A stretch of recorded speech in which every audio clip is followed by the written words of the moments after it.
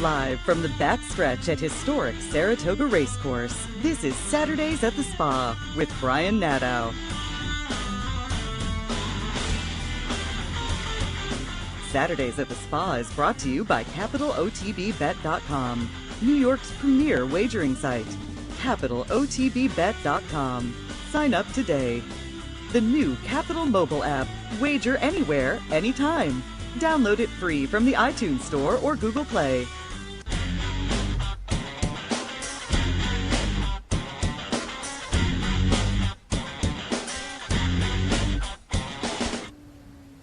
Good morning and welcome to Saturdays at the Spa. Brian Nadeau with you on Fourstardave weekend here in Saratoga. And as my partner Anthony Mormino and I on the Handicappers Report alluded to, it wouldn't be Fourstardave weekend if it didn't have some crazy rain. And once again, out of the blue, we did get some crazy rain this morning. So just take note if you're looking over this card. We are off the turf early, 1, 3, 5, and 7, I believe, and then on the turf, of course, for the Fourstardave, and then the finale too. So we've got a fun show to go with today, and we're going to start in a second with David Aragona, morning line maker for NYRA, New York Racing Association, and as well does work for Timeform US, and then we've got about 15 minutes with Chad Brown yesterday that we taped at his barn, and Chad's got 4 in the Fourstardave today, and then a couple in the Diana tomorrow. We've got tomorrow my sister Charlie going for her 3rd straight Diana, which would be a record and a heck of accomplishment, and then Rushing Fall as well, who, maybe doesn't get the just due as kind of, she's in the barn with champions Uni and Sister Charlie, but 5-time Grade 1 winner that might be in the Hall of Fame someday. So it's a phenomenal running of the Diana tomorrow. And then to wrap up the show, speaking of the Diana, I'm going to have Kevin Attard on with Starship Jubilee, who they claimed for $16,000 back in the day and has now won over $2 million and hits hard, beat Sister Charlie in the Boston Spa. So it's a great race tomorrow, front and center today, Fourstardave. But we'll start the program. We'll bring in my first guest, David Aragona from NYRA, New York Racing Association, morning line maker. David, welcome again to Saturdays at the Spa. You are not in Saratoga, correct? So you're back home doing the social distancing this summer? On the show, I'm down in New York City still, so doing all the work remotely this year. Yeah, and you follow you on Twitter a lot, and I can see in your office there, whatever, you've got a couple pictures, but you're always a good follow on Twitter, not only for your racing acumen, but I know maybe the basement has a lot of artifacts in it. I see you like to post that every now and again. It reminds me of probably my parents' basement as well. Yeah, I got the chance to stay with my dad, who lives in Pennsylvania, for a few months during quarantine, and he's got just this treasure trove of artifacts going all the way back to the 70s. He started going to the races when those great horses, Secretary and Seattle Stewart Burn, were running. So I just kind of dug through his collection of old programs of racing forms and posted some stuff on Twitter. Just really cool to relive some of that racing history. There was a point in time when my parents' basement had every racing form I ever bought. And I bought a lot of racing forms. So I know where you were going there. And it's cool. It is cool to sift through the old ones and to see, like, especially, when horses actually ran and they ran fast and they ran consistently, and just to thumb through those PPs and see them all. No, it's really harkens back to another time when horses ran way more frequently, and just to see some of those old horses' past performances, it's really mind-blowing compared to how often horses run today. Yeah, it's definitely cool. So as I mentioned at the start, morning line maker for NYRA, and I wanted to have you on for a couple reasons, but I wanted to get you talking about the construction of the morning line, because I do think you and I definitely agree that it is still very vital in racing, and I don't think people really maybe understand it, for that matter, or they don't really think it has an importance. And maybe before we get into the nuts and bolts of how you go about doing it, just kind of give people, what it is and why it is relevant in this era, maybe especially up here at Saratoga too. Well, the morning line is just a place for you to start when you're handicapping, and it's not for everybody. Some handicappers really feel they don't need to look at a morning line, and that's fine. But what the morning line basically is, it's a projection of what someone, or me in this case, thinks that the odds are going to be when horses leave the gate. And my one goal is to try to get the morning line to be as close as what the final odds are going to be, so that when you're handicapping the race, you have some idea of where the odds are going to end up. And if I do my job correctly, you're not going to land on a horse that you thought was 12-1 that's actually going off at 6-1 because I pegged that horse correctly on the morning line. Right, and as David said, it's one guy's opinion or girl's opinion, and in this case it's his, and his job is not to necessarily predict who's going to win or necessarily who he thinks is going to win or who he thinks is necessarily going to be the favorite. It's who you, David, think the public is actually going to gravitate to. And I think that might be the one thing that maybe gets lost a little bit on the public. Yeah, I mean, a win for me is when the morning line odds really just completely mirror the final odds. So I try to figure out what scenarios the public bets certain horses in, whether a certain trainer does well first off the claim, if a certain rider is hot right now, and I try to incorporate all of that into the morning line and just kind of try to stay ahead of where the public is going in all these races. Yeah, and it's difficult up here, especially with so many wise guys and horses that are well meant, and maybe horses that you didn't think, or the public didn't think would be live, and then maybe you make someone at 12 and they open up at 4-1, the bar new angle. So it's got to be tough for you to navigate through it with all the first time starters and all the connections that are well meant up here, especially in the 2-year-old races. Yeah, I mean, the difficult thing about Saratoga is that there are so many more factors to consider than you would usually encounter at Aqueduct or Belmont. As you said, you've got the 2-year-old races where workouts are so important, and if you have access to workout reports, a lot of handicappers and bettors put a lot of stock in those. Connections, if they're having a big year like Steve Asmussen is, it seems like all of his 2-year-olds are getting bet and they've been running, so it's been justified. And even in the other races, some of the claiming races, you've got, at a typical Saratoga meet, you've got horses shipping in from other circuits, so you have to know how those barns are typically bet in New York. Just a lot of factors to consider, and that's one of the fun things about Saratoga. Yeah, for sure. And so let's talk about the actual construction of a morning line. And I think even as handicappers, I personally, I've done it for years now, just with my work with Horse Player Now and making fair odds lines and things like that. And I think it's a smart thing to do as a handicapper, especially because then, you can compare it to David's line, or you compare it, or your line, meaning the person's line, to the betting public, and it gets you,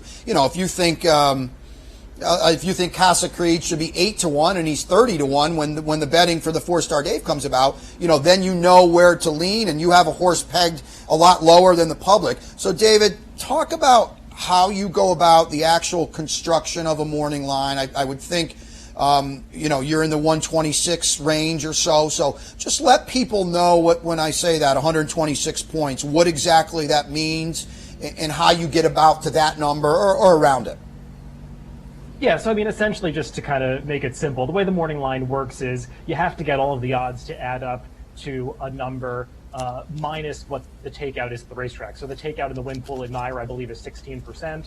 So you would do just a little bit of quick math to make all of the points, and every set of odds that you set a horse at corresponds to a certain number of points. So obviously, if a horse is odds on, that's going to take up more than half of the points in a race. So you want that all to add up to a number with the takeout, which usually ends up to be somewhere around 126 to 128 points. I typically shoot for somewhere in that range. And if you do that, then you at least have a chance of having your morning line mirror the final odds, because that's how the final odds are going to add up as well. Then the more difficult part is just actually pegging all the horses at the odds that they should be. And in terms of that, I just really try to pay a lot of attention to how people bet the races. And half of my job, I think, is just paying attention to how the races are bet every single day and making little mental notes about when the public latches onto one horse or stays off another, when a certain barn is hot or cold. And I try to incorporate all those factors into the morning line. Brian, back in the booth, if we can put up that graphic, because I did have them put the graphic together. Here they are. Here we're seeing the points for each horse. So as David mentioned, if you tab a horse at 3-1, that's 25 points. He's got 25 points. A 3-1 he's got a 25% chance, and that's, you see the points. 3-2 is 40 points, and so on and so forth. And David, I won't name names, but David makes a very good morning line, and the reason he makes a very good morning line is because he adheres to that 126, 127, 128, and Again, I'm not going to name names, but it drives me crazy when I tab up these morning lines at some other tracks, David, and I see 137, 138, and things like that. Because as you mentioned, in order to be accurate, you have to stick within that range. And if you're throwing out 137, 138, it's just not going to be an accurate assessment of what the odds are going to be when you factor in the takeout. Yeah, and sometimes it does require a lot of massaging on my part to get Sure. it done under that 130 mark, especially when you've got a large field, because you've got to set even the long shots at some sort of threshold, whether it's 30 to 1 or 50 to 1, and that's going to take up some number of points. So in those situations, I just kind of try to get the proportions right. Maybe the favorite ends up going off a little bit lower than I had him, but that's just a sacrifice you have to make as long as you've got the horses in the right proportions. Yeah. I'm doing a pretty good job. And that's really, he used the word massage, and that really is what making a morning line or making a true fair betting line it is, and that's really what it is. You're trying to get things in proportion, and you've got to massage the numbers a little bit, and you can see it here. Just going from even money to 4 to 5 is basically a 5 to 6 point difference, and it can make everything out of whack. So I think if you're watching this show, first and foremost, if you watch us in the morning, you're a pretty serious player, and I would really advocate making as a handicapper your own fair betting line, and that's where it would differ with what David's doing. But in theory, it is still the same thing. You want to be within that realm because it's, again, like I mentioned, I threw Casa Creed's name out there randomly. But if you assign X horse at 2 to 1 and he's 4 to 1, then that's a great betting opportunity for you personally, because you have that horse and he's a big overlay, and that's the name of this game, fair odds on horses. So I wanted to have David on to talk a little bit about that. David, I also wanted to have you on, because talk a little bit about what you're doing. You're not just a morning line maker. You're obviously with the time form and things like that. Exactly what you guys do, and then also how it turns into the pace of racing, which can be for maddening for guys like us trying to handicap these races. You see these races where it looks like there's 3 or 4 speeds, and then one guy goes and the race is totally thrown out of whack. You guys have a pretty good handle on that, at least going in. Yeah, so the other half of my job is that I'm an analyst at the Daily Racing Forum with a focus on our Timeform US PP's product. And if you haven't checked it out, it's a really intuitive set of past performances, a lot of color-coded stuff, data that's made that's easy to digest. One of those components is the pace projector, which you were alluding to, and we incorporate the early pace ratings and pace figures for all of the horses in each race, and basically try to come up with a projection of how the horses are going to be arranged a half a mile into every race. And that can be really useful, because sometimes you might look at a race and there'll be a bunch of different speed horses, and it'll be difficult to figure out which horse is faster than another because different tracks are playing faster than others. You can't just compare the raw fractions to each other. And if you pay attention to the Timeform US pace projector, especially in dirt sprints where riders typically are trying to go as fast as they can in the early going of those races, so the pace figures are pretty useful, it gives you a really good sense of which horses are going to make the lead and how fast they're going to be going. Yeah, and I think, would you agree, David, that over the past several years, I think pace figures in that aspect of handicapping has really come to the forefront a little bit and taken on a lot of added importance as players are finding out that obviously pace makes the race, but it's so vital now in handicapping. Yeah, I feel like the data is becoming way more prevalent. Even if you have the regular Daily Racing Form PPs now, you'll see that the early and late pace ratings from Timeform US are printed in there, and the early pace ratings are the major component of what fuels the pace projector. So if you're just looking at the regular Daily Racing Form PPs, you can get some sense of how the pace projector is going to have those horses stack up. And yeah, the data is available, and I think people have noticed that it's pretty useful and it's right a lot of the time. So people have been paying a little more attention to pace projections, and I think that's a good thing. And I know you had a big day. Was it last week? I saw you tweet that the ROI was pretty healthy. How's the meet been going in general for you, which can often be a little tricky up here at Saratoga? Yeah, it's been going pretty well overall. I mean, I had a pretty nice day on Sunday. had a few long shot winners that day. I mean, Saratoga is always full of ups and downs, and as long as you can get a few long shots home, even just one a week, that can make a good meet for you. So things have been going pretty well so far. We'll see if we can keep it going for the last 3 weeks of the meet. Yeah, we've still plenty of time left. It's definitely it's no longer a sprint; it's a marathon up here. David, thanks for taking the time this morning. David Aragona, morning line maker at NYRA, as well as DRF and Timeform US. Thanks so much for taking the time, and be safe, be healthy, and we'll catch up with you down the road.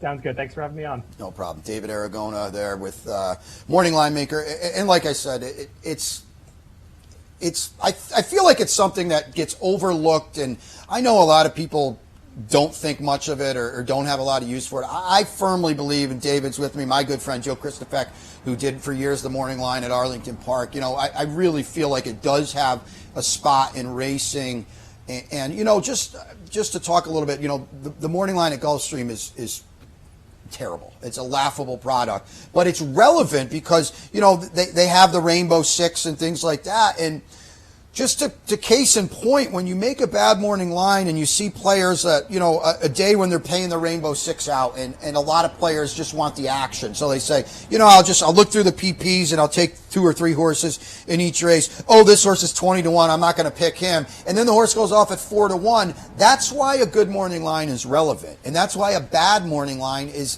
just bad business, quite frankly.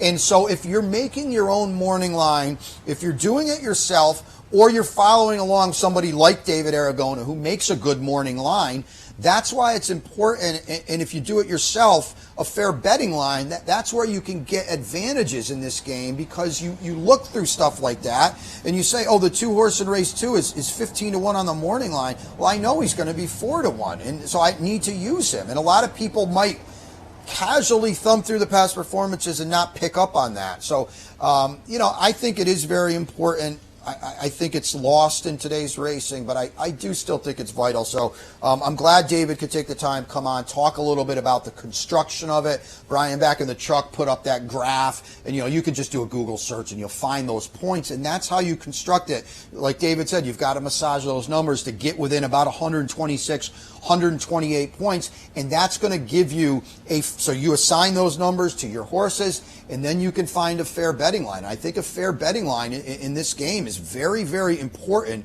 because, again, and thanks, Brian, for putting that up. There it is again. So you do that morning line, fair betting line for yourself, and again, you see if you have race 1, the 5 horse at 6-1, and he's 2-1, well, you want to go a different way, because that's a major underlay. That's not fair value. Conversely, if you have him at 2-1 and he's going off at 6-1, that's a big overlay, and that's something you want to get involved with. So you know, fool around with it, try it. It's not for everybody, but if you're a serious player, making a fair betting line is not the worst thing you can do. That's for sure. So hopefully we kind of steered you in the right direction there, and how to construct it. So David, that was great to have him on. It will bring us to our first break here on Saturdays at the Spa. When we come back, Friday, I got about 15 minutes with Chad Brown at his barn, masks on. So we'll play that when we come back. Chad's got 4 today in the Fourstardave, and he's got the 2 big gals in the Diana, Sister Charlie, and Rushing Fall. So when we come back, Chad Brown. Stay tuned. No track, no problem. There's no better place to follow the Saratoga race meet than Capital OTB and OTB TV. With our live TV shows from the Saratoga backstretch and our live remotes, all the information you need is right here. Each and every day of the Saratoga meet, we talk with all the top trainers, jockeys, handicappers, and racing personalities. So stay with Capital OTB and OTB TV this racing season and win more. Where's the best place to find your favorite teams, your favorite food, daily drink specials, and wagering on live horse racing? Legends Field Sports Bar, 711 Central Avenue, Albany. Get your game on day or night with 75 flat-screen TVs, tournament-style pool tables, a private banquet room, and live horse racing. So if someone asks you, where's the best sports bar in the Capital Region? Tell them Legends Field Sports Bar, inside the Clubhouse Racebook, 711 Central Avenue, Albany. Birdstone is an outside front. They're coming down to the finish. Can Smarty Jones hold on? Here comes Birdstone. Birdstone surges past.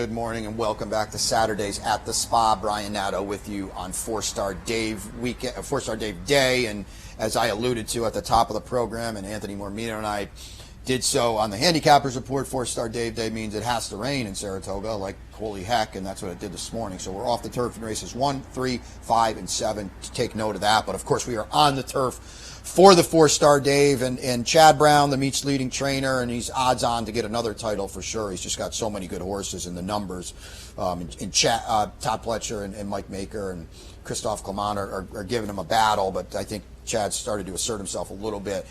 Chad's got 4 in the Fourstardave today, and then in tomorrow's Diana, Grade 1 Diana, he's got 2 big ones, Sister Charlie and Rushing Fall. Sister Charlie going for her 3rd straight in the Diana, which would be a record. It would be unprecedented. It would be really impressive. So I was able to catch up with Chad yesterday outside his barn on a busy Friday. So many thanks to him for taking the time, because no one's busier at Saratoga in the summer at Saratoga than Chad Brown on the eve of a Grade 1 weekend. So many thanks to him. So we're going to play that now. He was talking very candid, very good interview. I thought he was very good. Talking just about all 4 horses today, the 2 tomorrow, Saratoga in general, winning the trainer's title and things like that. So here's Chad Brown yesterday, Friday, outside his barn previewing the weekend stakes. Chad Brown here on a big Grade 1 Saturday at Saratoga. We've got the Fourstardave as well as the Diana on Sunday, and Chad must be looking forward to it. 2 Grade 1 turf stakes. Yeah, we got a lot of horses entered this weekend, and like you said, those 2 Grade 1s are at the top of the list. We're really looking forward to it. 4 of them in the Fourstardave on Saturday. 3 of them, especially Uni, Without Parole, and then Raging Bull. Similar running styles. You look at this race on paper, not a lot of speed in there. How do you see it at least shaping out for that trio? Yeah, the pace is always concerning in races like that, and like you said, on paper, a little worried about that. Hopefully there's enough pace develops and they'll be able to get a setup that'll suit them. Mm-hmm. We'll talk Uni first. Champion last year. I would think, I don't want to use the word short, but a comeback she needed at Belmont, and then of course newspaper record got loose, slow fraction. So how did you assess Uni's performance in her first start back? Yeah, I do think she was short. I think that's fair. She has missed some training going into that race. I think she's only about 80% ready, and I think exiting the race she got a lot out of it. The turf was a little soft that day anyway, and I see her tighter and fitter now. And you mentioned, I know going in you were hoping for firm turf. It looks like that's going to be the case. Helps all your horses? Yeah, I do. I think this group here, they all look like they prefer firm ground, so hopefully the weather holds. And we're going to show footage of the Breeders' Cup Mile last year where she kind of cemented her championship. Cheers. The half was 45.32. Around the far turn, Haygammon the leader by just ahead. El Tormenta draws up alongside, and the pack is closing in, and Got Stormy and Uli are moving together 4 and 5 wide as they come to the top of the stretch, and Circus Maximus is right in behind them. A cavalry charge into the final furlong. Got Stormy and Uni, the 2 girls take over as they come to the final 16. Uni to the front. Got Stormy back in the second. Without Parole takes 3rd late behind Uni in the mile. Uni did it by 2.5 over Got Stormy. Been very firm turf at Santa Anita, big run that day. Talk a little bit about that, going in, taking on Colts, obviously, and running down Got Stormy, too. Yeah, I mean, it was a remarkable race she ran, the best of her life, and she looked like she was coming into it the right way. And I applaud the owner for bringing her back at 6. It's a hard thing to do, especially for a filly. There's a lot of money on the table there to sell her as a broodmare, and they're real sportsmen. They love seeing her race, and we're very fortunate to have her. And although her season got started later than we would have liked, she does seem to be in fine form now. Her final workout that she just had here this week was the best I've seen all year. And then Raging Bull and Without Parole coming out of they ran in the Shoemaker. They're approaching the quarter pole. Neptune Storm takes over from Voodoo Song, River Boyne, War of Will, Raging Bull circling up in the green on the far outside. Without Parole is waiting for some racing room. They're at the top of the stretch. Here comes Raging Bull. bearing down in the center of the course, and he's up to battle for the lead with River Boyne. War of Will comes through. Behind them, Without Parole, nowhere to go, and Raging Bull is in complete command, and he will stroll in the Shoemaker Mile. Wrapped up by Joel Rosario. Next Shares ran an amazing race, and Without Parole got out late to get the show dough. One had a lot of trouble. The other got the clear trip. Crazy pace that day. Yeah. Without Parole, I mean, are you waiting still for his best race? I know they both, I don't want to say regressed, but the pace wasn't as hot in the Maker's Mark, and they didn't both close. Are you still trying to get to find out what he's got in the tank? Yeah, I think that, you know, like you said, it was a hot pace last time. The Tale of Two Trips, Without Parole, was stuffed inside. I think it would have been a much closer race had he had been a clear run. Raging Bull, you know, he's a very consistent horse, and he stormed down the center of the track, and it's hard to imagine if someone was going to outrun him that day. You know, if he gets a decent setup, I don't think he can get the same pace at all in this race. But if it's just a fair pace and he lays a little closer, I think he's got a good shot. And Without Parole needs to get better position out of the gate. I think that's the key with that horse. He's finding himself his last couple races too far off the pace, and I think it's a horse that wants to be closer. What about the tighter turns of the inner? Is that a concern? Obviously, like we've talked about, those three horses want to come from behind. Any concerns there? Yeah, you know, it's a very tricky turf course, and you know, you have to get position on these turns because they are tight, like you said. So I'm hoping the horses, you know, all my horses, when they turn for home, they're in some sort of position to give them a clear run, and none of them are too far away. Valid Point should be closer in theory. Big step up for him. Maybe he needed his comeback too, but he is a Grade 1 winner. I know he's facing Older tomorrow. Talk about him, his development, and he's got to answer the bell tomorrow, I would think. He really does. You know, we were on the fence about when to run him, but I'll tell you, he's training really well. Didn't see any other options that suit him. He likes firm ground, and like you said, I think he'll be a lot closer tomorrow. You know, he's a horse. His last race, I would just throw it out. He was inside. He just really resented being in there, according to Javier. So hopefully he gets a clear run this time. Shifting over to Sunday, the Diana, you've won it 4 years in a row, 5 out of 5 overall, and Sister Charlie would be going for 3 in a row before we get into each horse. What kind of accomplishment would that be? I mean, that's heady stuff. Well, it is. I mean, for, you know, such a prestigious race, and no filly's done it before. But then again, there's a reason why they haven't. It's so hard to do. So, you know, she'll have her work cut out for her. She's a great horse, and she's training really well. She's another one that was a bit short in her last race. I think she really needed the race, and she came out of it strong. Her 2 works since have been really good. So I'm looking forward to running her. The distance was probably a little short last time as well, a mile and a 16th in the Boston Spa. You get back to a more comfortable 9. Yeah, exactly. You know, it's definitely short for her, and that layoff kind of bit her the last 16th of a mile. So I think she's set up for a big forward move. You mentioned with Uni, the sportsman, Mike Dubb, and those connections. Peter Brand, I would think, is at the top of that list. Bringing her back a champion at 6 years old, a Breeders' Cup winner. What more can she have to accomplish? But here she is at 6. Yeah, I think he did a great thing. I mean, he loves seeing her run, and I think it's a great thing for horse racing. These horses, you know, run a little longer. Yeah. And, you know, gave her all the time. She's another one like Uni. Her season got started later than we had hoped for a few different reasons. But here we are in late summer, and I think she's set up for a good second half of the season.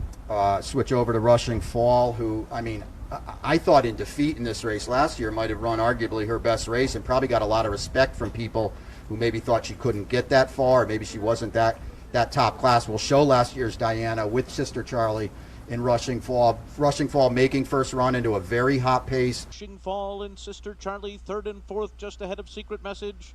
Almerique still trailing the field, but now she's only 8 lengths behind Thais, who's gone 3/4 in 1:11.51 seconds and rounds the far turn with a 3-length lead. Rushing Fall and Sister Charlie are moving together outside of Mitchell Road. Almerique is going to come wide. Secret Message is going to cut the corner. They're into the stretch. Rushing Fall gets first run. Sister Charlie comes after her. They're 1-2. Almerique is finishing in the center of the course. It's Sister Charlie, Rushing Fall, and Almerique. The Chad Brown runners 1, 2, 3 coming down to the line, and it's going to be Sister Charlie and the Diana. She won it by 2.5 lengths over Rushing Fall. How did you think she performed last year? And really a huge effort. I'd agree with you. I mean, she's run some great races. You're talking about a horse that has won Grade 1s 4 straight years. And they tell me that there's only 3 fillies have ever done it. So she's in very rare company. But one of her best races, if not the best, might have been in defeat last year. It was a super race. And, you know, she looks a lot bigger and stronger this year. I think she's more prepared to get the 1.1 miles this year. As an older horse, I've seen other great mares I've trained get a little extra distance as they've gotten older. And she fits that bill, I think. She's 5 now. We're going to bring up footage of the Jenny Wiley.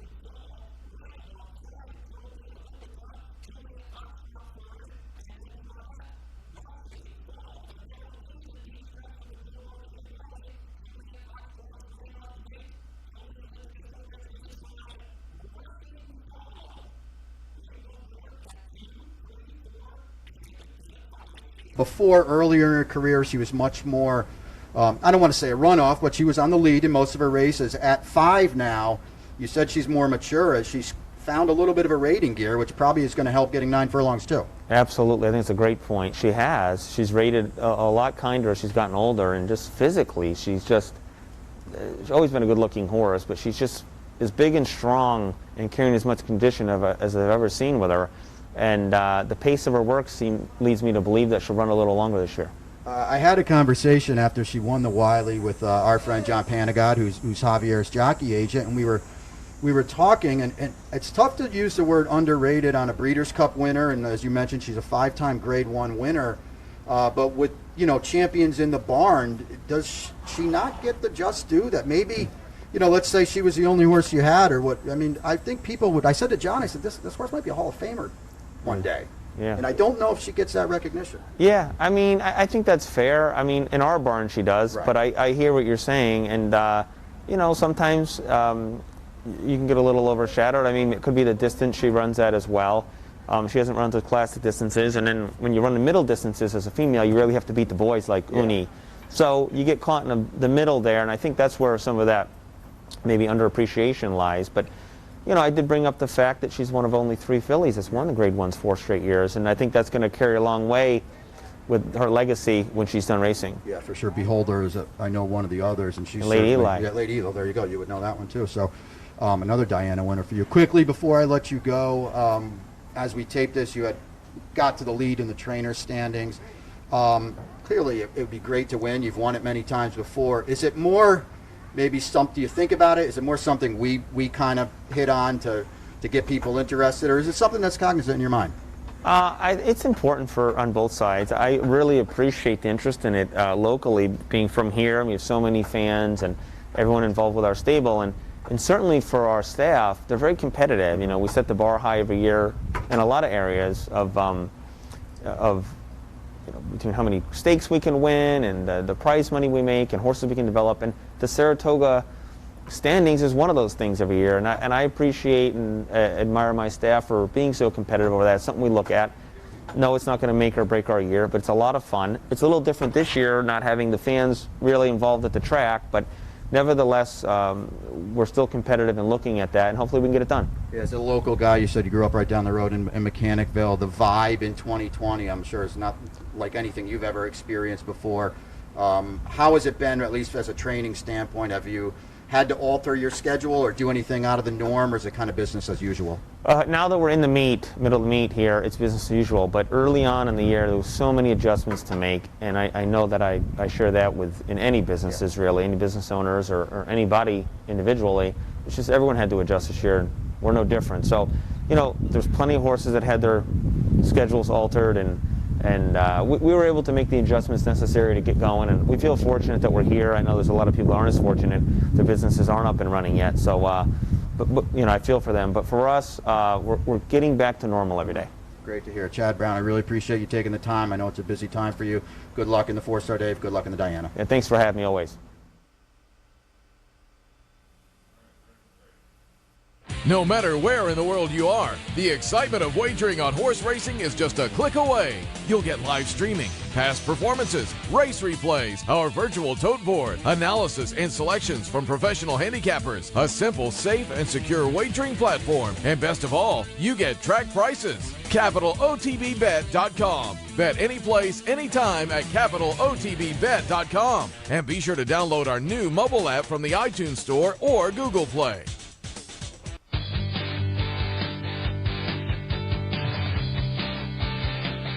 Thank you. I think what you guys are doing is awesome. You guys are doing a great job. Keep that game rolling. Seth, you do a great job too, so thank you, and I appreciate you having me on, and I appreciate watching your show every day.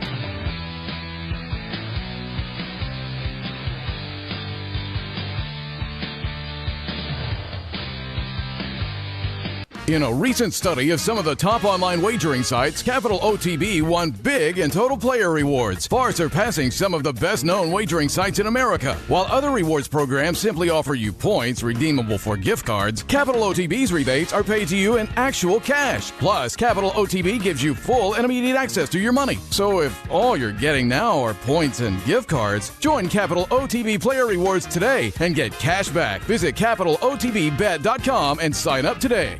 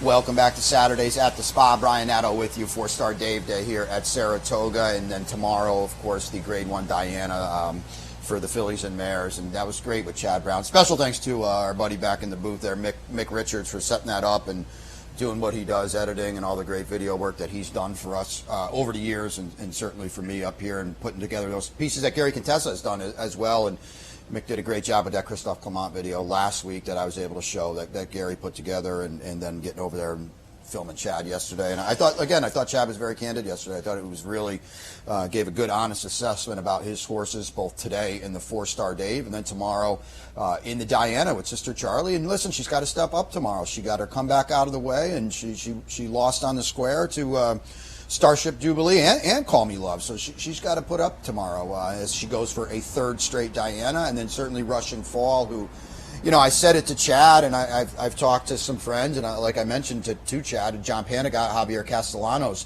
jockey agent. Javier's ridden her, her entire career. I said somehow, some way, this Breeders' Cup winner, this 5-time Grade 1 Stakes winner, this course record holder, she kind of gets overlooked a little bit in the fact that she wasn't a champion. You know, I voted for her as 2-year-old filly champion when she won the Breeders' Cup. I thought she deserved it. She didn't get it. And then, of course, Chad had Sister Charlie in 2018 and Uni last year. So, you know, it's the riches that Chad has, and here's Rushing Fall. That you know, at the end of the day, Rushing Fall might be in the Hall of Fame one of these, you know, at some point. If she wins the Diana and goes on and does different things, she's right there. She's got a resume that puts her right there. So the Diana, if you haven't seen it, it's Sunday. It's not in a normal spot. Typically, it's a Saturday showcase race at Saratoga, but it's Sunday.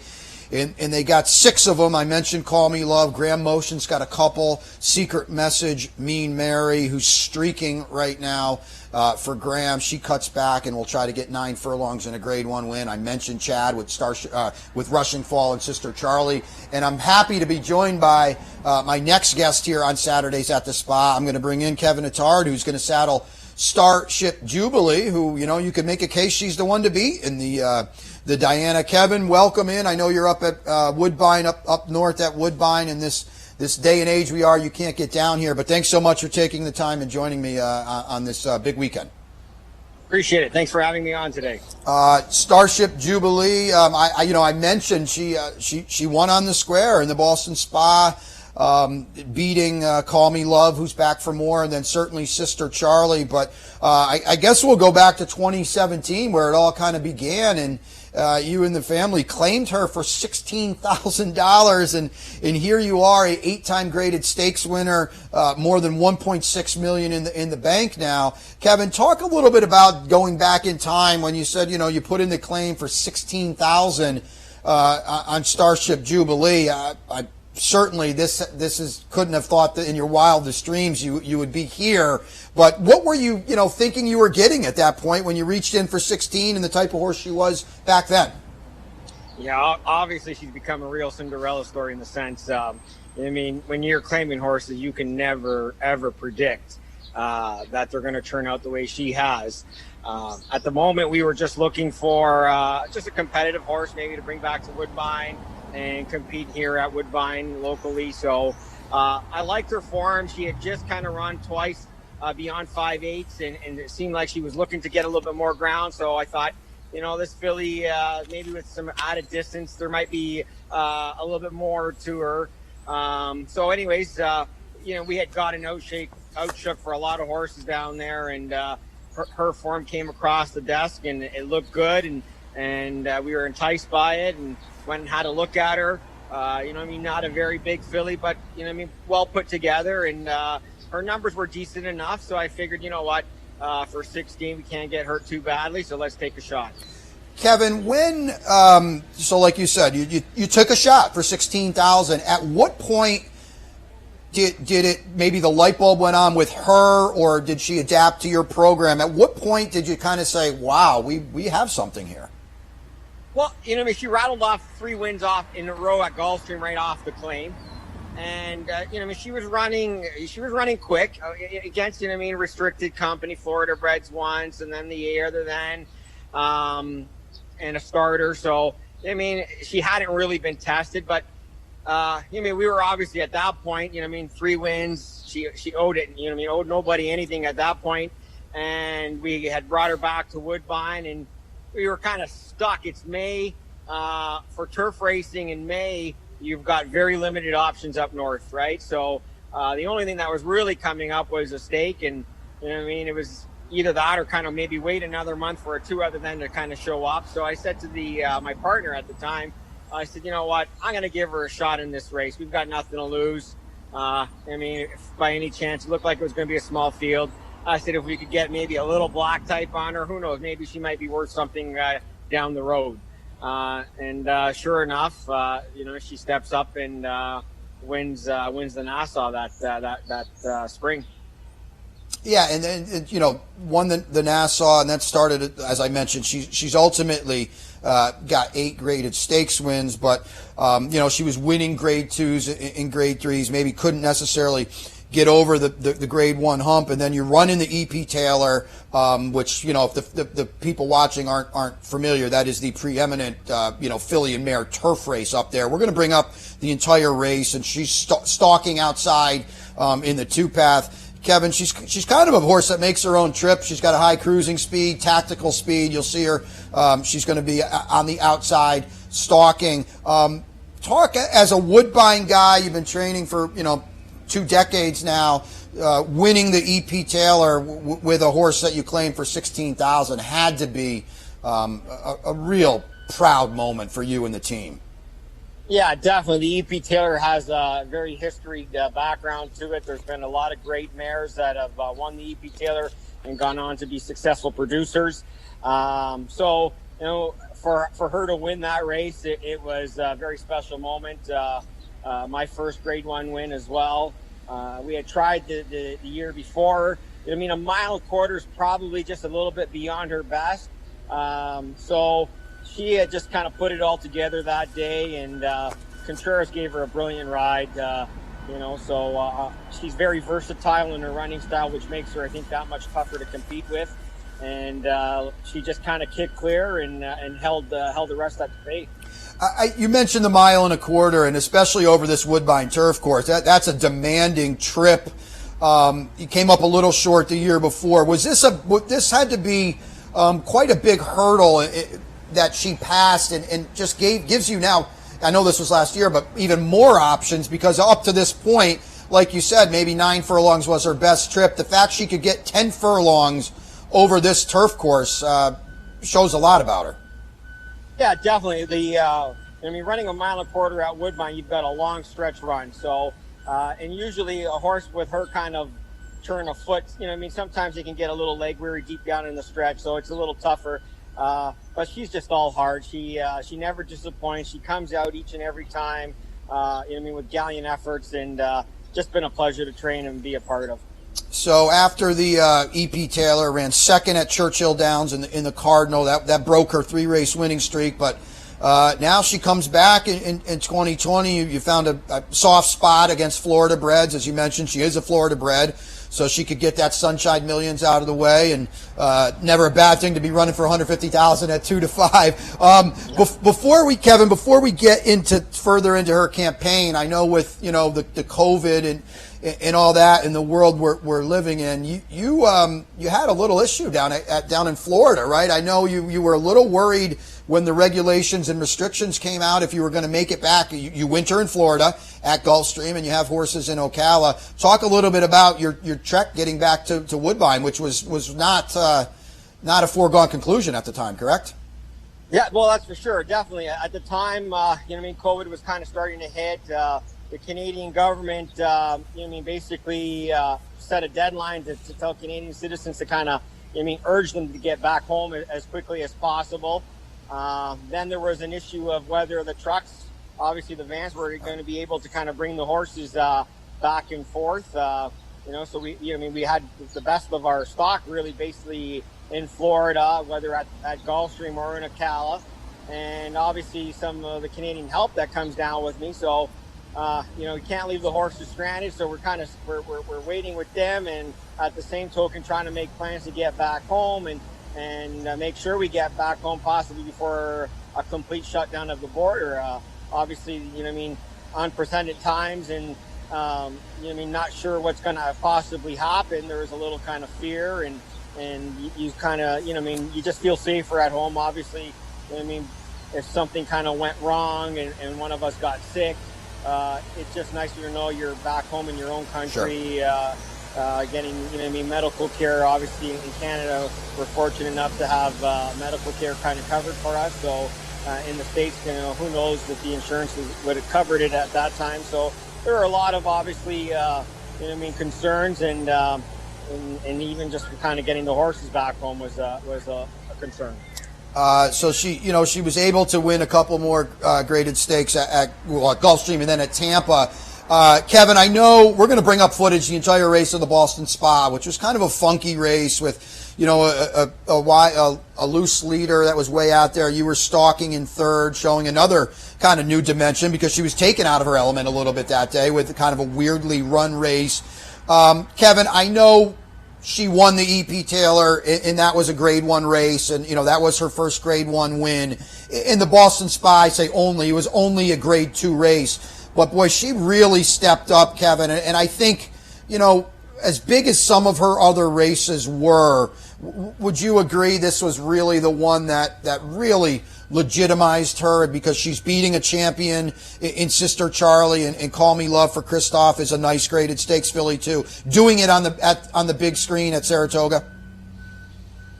Definitely, I think it gives her, a little bit more respect than she deserves. She's kind of been flying under the radar a bit. You mentioned it, Sister Charlie, a champion.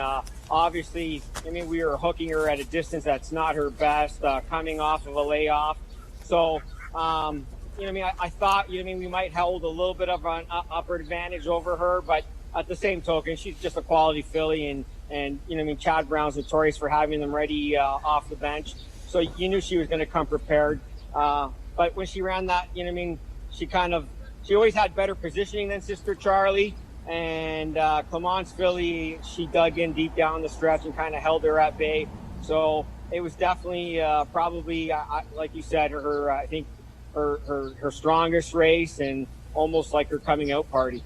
And such is racing at Saratoga. On to the next one, and you've really got to answer the bell again. I mean, this is if the Boston Spa was tough, this is much tougher with a capital T. I mean, Sister Charlie, as you mentioned, is going to be second off the layoff at a trip that's better for her. She's won this race twice. Here's Rushing Fall. I mentioned a Breeders' Cup winner, a 5-time Grade 1 winner. Mean Mary is streaking for Graham Motion. Call Me Love is back again.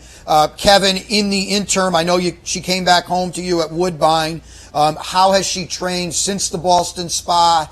And how do you balance, such a big race last time, and to have to come right back and do it again at 9 furlongs in the Grade 1 Diana? Yeah, so she's trained really well in the interim. I've been really happy. We had an option to run here last weekend at a 1.25 miles, right in our backyard. But I elected with the extra week, and I thought the 1.8 miles to me is her best distance. That I was willing to kind of take the risk and ship her back to Saratoga. She's obviously run well over that course. Knowing that Mean Mary, Rushing Fall, obviously kind of going to join the fray along with Sister Charlie, Call Me Love again. It's still kind of, happy enough that she's trained well, worked well in the interim, that I think we're up to the challenge. Kevin, I'm sure you've looked at this race on paper. On paper, you mentioned her tactical speed. She's always going to be in front of Sister Charlie, and that gives her a big edge. If you handicap this race on paper, you kind of have to fall into a pretty nice trip, I would think, right? I mean, Rushing Fall's got a lot of speed. Certainly Mean Mary hasn't been behind horses since she got on her tear. You look at this on paper, Kevin, I would think you're going to sit a pretty nice trip in here off the speed. Yeah, definitely on paper, I think we can work out a great trip. So it's going to be up to Jose now from that point. So hopefully, Mean Mary and Rushing Fall hook early, and I think I see us kind of sitting in that pocket behind them. I think Call Me Love will be very kind of forwardly placed as well. So I expect to get a good trip. Small field, shouldn't be too much traffic. Hopefully we get early run on Sister Charlie again, and we're just good enough to run them all down. Kevin, you mentioned Jose Ortiz. He's going to get aboard today. You lose Javier to Rushing Fall. Jose's a world-class rider. We all know that. But is Starship Jubilee, she's 7 years old. She's run 36 times. I would think a consummate professional. Any concern about a new jock getting aboard today? No, I think when you look at the jockey colony there, and the choices that you have, those guys are very capable. She's tactical. She can be a little headstrong sometimes early, but I have the utmost confidence in Jose. I think he'll suit her well, and the two of them should get along fine. Kevin, I know just we always like to play the where do you go from here game, and certainly you want to, after the Diana, you'll know a lot more.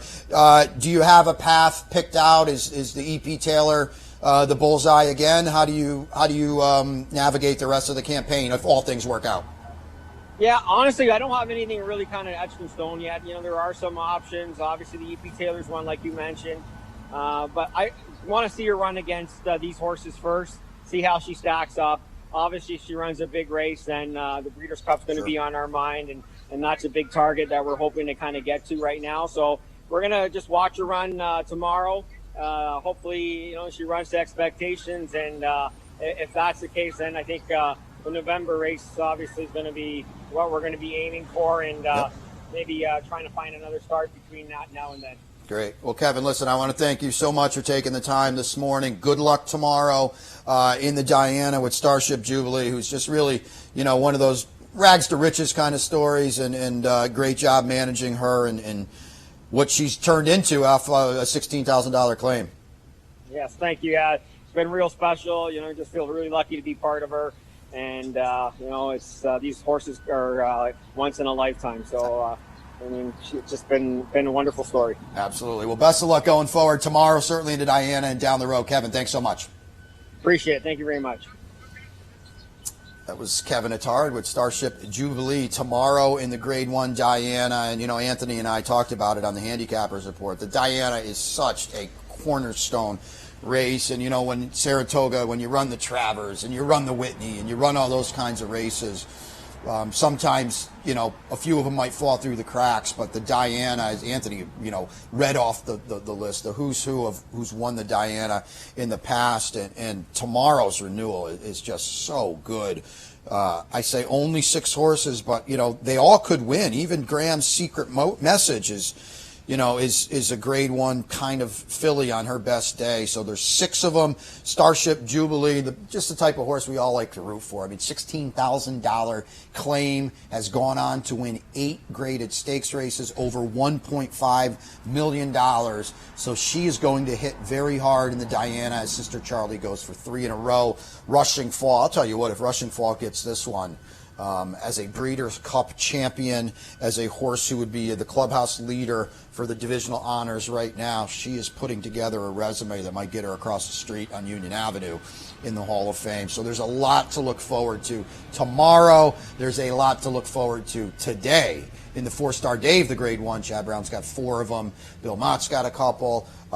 Just a great weekend at Saratoga. Hopefully the weather's going to cooperate. We had that crazy storm earlier. Blue skies as I look out from our little bunker here, off the turf early, but the Fourstardave later in the card. So that's going to wrap it. Again, special thanks to David Aragona at the start, Chad Brown yesterday at the barn. That was great. And then just now, Kevin Attard with Starship Jubilee from up at Woodbine. So a special thanks to those 3 guys back in the booth and everybody that makes it happen. Mick, Brian, Danny, everybody back at home base. Dino, special thanks to all of them. We can't do this without them. So that's going to wrap it up. Saturdays at the Spa. 2 more left. My goodness. I'm going to be at the Saratoga Prime tomorrow for a bankroll. So if you're in town, you want to do that, stop over. And then I will see you Thursday. But best of luck on a Grade 1 weekend here at Saratoga.